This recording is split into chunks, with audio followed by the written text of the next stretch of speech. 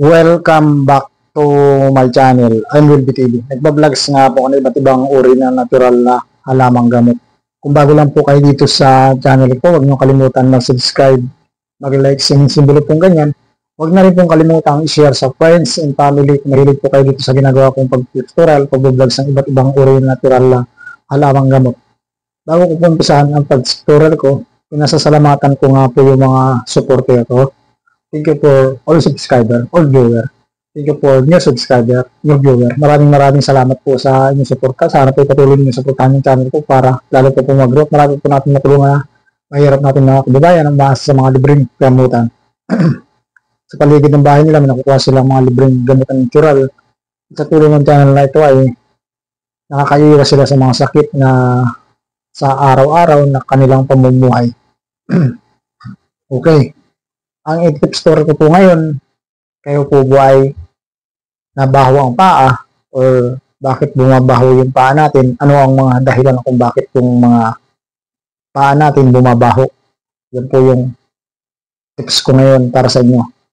Tips number 1, kaya bumabaho ang paa natin, sinusuot natin yung medyas na basa yung sapatos natin. Bago po kayo magsuot ng sapatos, patuyuin po ninyo muna yung paa ninyo ng kagaya ng tissue, kung may tissue sa inyo. Kung wala naman tissue, yung tila na malinis, patayuin nyo mabuti yung medyas ninyo bago ninyo suotin yung suot sa paa ninyo yung medyas. Kasi kapag basa yung paa mo, sinuot mo ang medyas, mabaho yung paa mo. Yan po yung tips number 1 kung bakit na baho ang paa natin o ng mga tao. Tips number 2, kaya bumabaho yung paa natin, nanghihiram tayo ng medyas sa iba, lalo na kung nahiram natin yung labog o madumi na, din mapapasa sa'yo, amoy paa, doon na malalalim yung amoy ng paa ng hiraman mo, malalalim sa amoy mo. Kaya iwasan po yung panghiram ng medyas, lalo na kung nagamit na yung medyas at kung yung tao na nagsuot ay mabaho yung paa. Yan, babaho rin yung paa mo. Yan po yung tips number 2. Tips number 3, kaya bumabaho yung paa natin, yung sapatos na sinuot natin mardumi. Dapat yung sapatos, kapag pwede naman siyang labhan na. Lalo na yung tapakan, di ba? Yung tapakan ng sapatos. Dapat nilalabahan nyo yan 3 to 5 days. Yung mismong tapakan ng sapatos, di ba? May tinatanggal dyan sa tapakan ng sapatos. Kung yung sapatos mo ay yung mamahalin, hindi yan pwedeng labahan. Punasan mo lang na pwedeng punasan na lugar, kagaya ng talapakan, or yung mismong tapakan niya sa ilalim, di ba mayroon yung tapakan sa ilalim ng sapatos? Yun ang nilalaban sa mga original na sapatos. Labanin nyo kasi kung yung medyas ninyo basa, tinutong ninyo yung paa dyan, basa, mga yan, mamaho. Yun yung tips number 3. Tips number 4, kaya bumabaho yung paa natin, yung alam mo ba yung ano tawag dito, yung pag galing ka sa ulan, naulan ng paa mo, then galing ka sa palengke, siyempre pag galing ka sa palengke, diyan sa isdaan, may mga talsik-talsik dyan na tubig, siyempre pag pumasok sa sapatos mo, babasahin sa sapatos mo. Galing ka sa CR, nag-CR ka, kung malakas yung pressure ng tubig na ginamit mo, or nag-CR ka, nagdumi ka, yung bitit, diba yung bitit yan yung nakatapat sa pet mo pag ikaw nag-CR, ay kung yan ay umawas o napupunta sa medyas mo, babasa yung medyas mo. Or nasa pier ka, ikaw yung kargador, malakas ang alon, siyempre nakamedyas ka dyan, mababasa yung medyas mo. Kung ikaw ay crew ng barko o crew ng mga bangka na malalaki na paseruhan, hindi mo maiwasan dyan mabasa ka ng alon, lalo na kung malakas yung alon, kung crew ka, yung mga crew. Yan, posibleng bumaho yung paa mo o yung medyas mo basa. Kaya yung sabi ko, galing ka sa isdaan, natalsikan yung medyas mo, galing ka sa CR, crew ka ng barko, crew ka ng bangka na malaki na paseruhan, pwedeng yung medyas mo bumaho. Kapag nabasa ang medyas mo, huwag mo nang suotin, huwag mo nang ibilad pa. Kasi nandun na rin yung amoy niyan nasuot mo, tapos binilad mo, nabasa. Nandun na yung amoy niyan. Yan yung tips number 4, kaya nabaho yung paa natin. Tips number 5, kaya bumabaho yung paa natin, may mga sugat tayo sa paa, sa kuko may sugat tayo. Siyempre kapag may sugat ka sa kuko at matagal na siyempre mabaho yan. Kung hindi mo inaalagaan yung sugat mo sa kuko o sa paa, mabaho yan. Nagsuot ka ng medyas, wala malang banig yung paa mo. Then yung amoy niyan, kakapit mo sa medyas mo. Kaya mabaho yung amoy ng paa mo kapag hinubad mo yung medyas. Yan yung tips number 5. Tips number 6, kaya bumabaho yung paa, meron ka na inatawag na pasma. Pasma, hindi po naniniwala ang doktor sa pasma. No scientific basis sa kanila yan. Kahit sa scientist, no scientific basis ang pasma. Sa doktor, pag sinabi mo na pasma ka, hindi yan naniniwala ang doktor dyan. Ano naniniwala sa pasma? Kagaya nating mga normal na mga tao, yung mga albularyo naniniwala sa pasma, at saka yung mga sinaunang matatanda.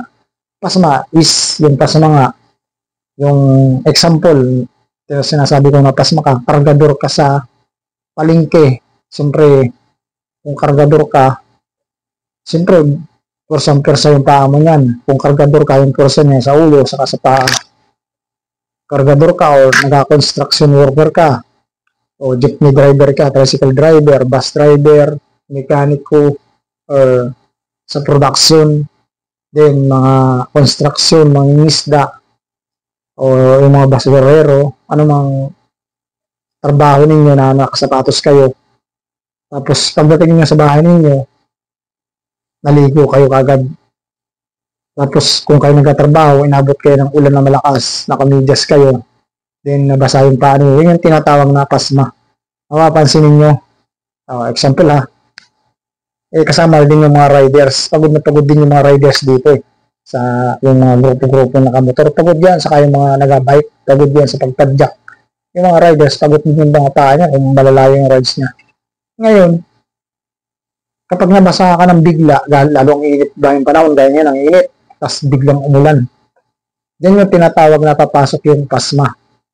Kapag ikaw galing sa initan, ang init ng paa mo, nabasa nga, tapos basang-basa yung paa mo, napapansin niyo pag hubad ng sapatos niyo sa kamidyas, kumikilig-kilig siya, lalo kung sa gabi, di ba? Yan yung natawag na pasma. Yan, kapag may pasma ka, tuloy-tuloy yung pasma mo, hindi mo nagamot. Pag suot mo ng medyas, kahit tuyo, kahit malinis, kusa yan, nagpapawis yung paa mo. Doon yan mangangamoy kapag may pasma ka. Mangangamoy yung paa mo kasi magpapawis yan ng kusa kasi may pasma ka nga eh. Yan yung tips number 6, galing dyan sa mga ligo, sinabi ko. Tips number 7, dalas. Kaya nabaho yung paa mo. Alam niyo yung alipunga. Yung alipunga, example, kung saan galing ang alipunga. Example kung saan galing alipunga. Umulan. Tapos may mga tubig na nakatining, mga tubig na nakulong siya. Yung tubig baga sa lupa, may naiwan doon tubig. Then yung tubig na yun, madumi. May umihi doon na tao. May umihi na pusa, daga, aso, kalabaw, kabayo o baka. Tapos napadaan ka ron, maputik ang paa mo, lalo kung nakapa ka. Uugas ka doon sa madumi na tubig, yun. Doon napapasok yung alipunga. Ang mangyayari niyan, meron niya mga bakterya yung paa mo, mabubutas-butas. Tapos, kakamutin mo, lalo kung gabi, yung alipunga. Ang sarap kamutin yan, nagkaroon ganun ako dyan dati. Ganun nga, yung sa tubig. Nagugas ako sa madumi na tubig. Paggabi, saka sa sumasasal ng sobrang kati, ang sarap kamutin. Kinakamot mo, habang kinakamot mo, lalong kung sumasarap kamutin habang tumatagal ka nagkakamot. Hanggang sa mga yung balat mo na may alipunga, nababakbak siya o natatanggal, nasisira. Yun, may nana yun, yung alipunga.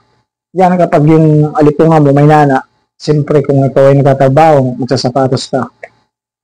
Yung amoy ng alipunga na yun, lalalim sa sapatos mo. Doon nababaho yung paa mo. Yun yung dalas. Kapag may alipunga ang paa mo, babaho yung paa mo. Simple po ang gamutan. Tips ko sa inyo kung may alipunga kayo. Kumuha lang kayo ng dahon ng bayabas.